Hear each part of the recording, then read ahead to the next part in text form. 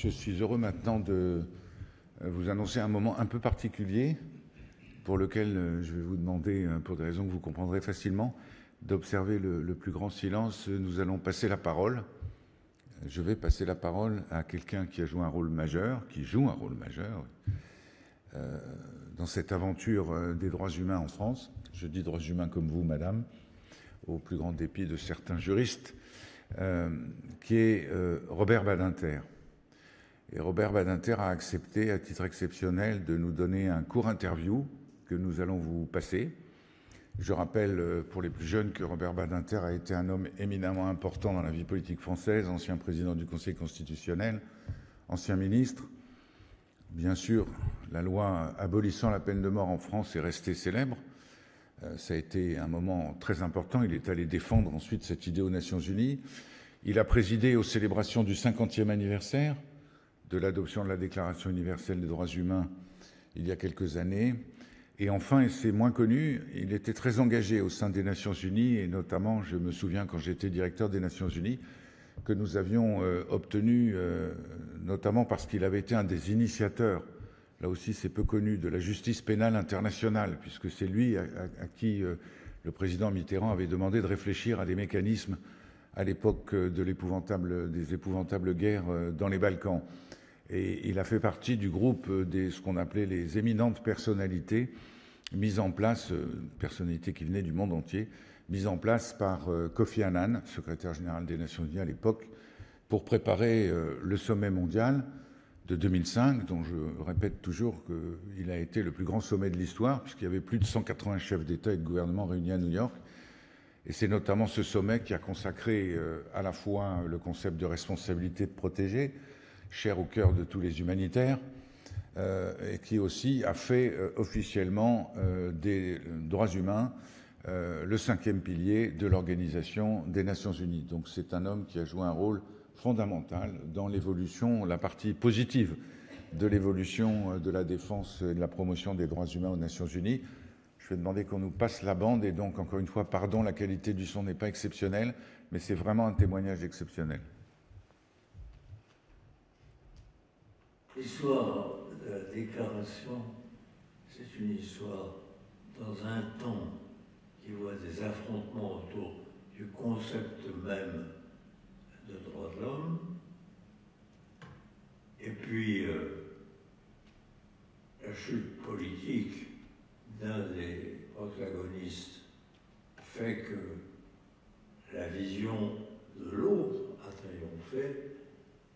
Ça a été les 10 ans que j'évoquais, et puis après, nous savons tous ce que c'est devenu.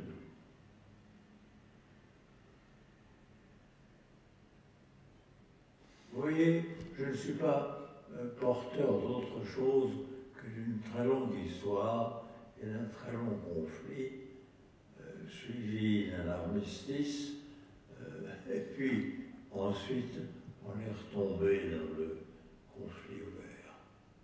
Et nous y sommes. Alors, la caractéristique aujourd'hui des droits de l'homme, c'est, je dirais, c'est la crise des droits de l'homme. Pourquoi? Parce que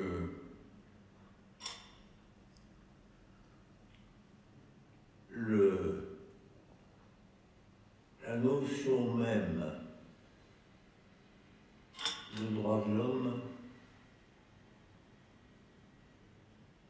a été profondément atteinte par la multiplicité ou la diversité des groupes qui voulaient que soit reconnu leur droit de l'homme. Mais une chose est d'admettre le principe de l'universalisme, autre chose est de découper en segments les différentes catégories de bénéficiaires de droits de l'homme. Car ce n'est pas le moment d'envisager complexe, mais il est certain que le contenu des droits de l'homme s'est voulu à réel pendant très longtemps, jusqu'à la chute du mur de Berlin, du temps des puissances socialistes. Et puis ensuite, il y a eu le triomphe des droits de l'homme, je dirais, à la façon occidentale, classique. Et maintenant, chaque communauté, je dirais dans une espèce de volonté d'exister publiquement et à égalité avec les autres communautés, veut avoir ses droits de l'homme. Tout ça a engendré une diversité, une multiplicité qui, à mon sens, a enlevé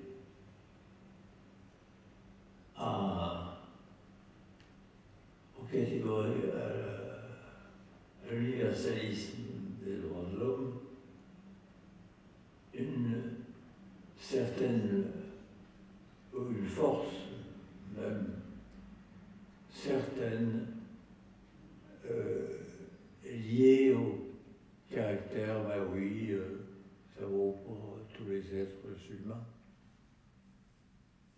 quel que soit leur âge, quelle que soit leur couleur, quel que soit leur langage, quelle que soit la culture dans laquelle ils ont été élevés, ça vaut pour tous.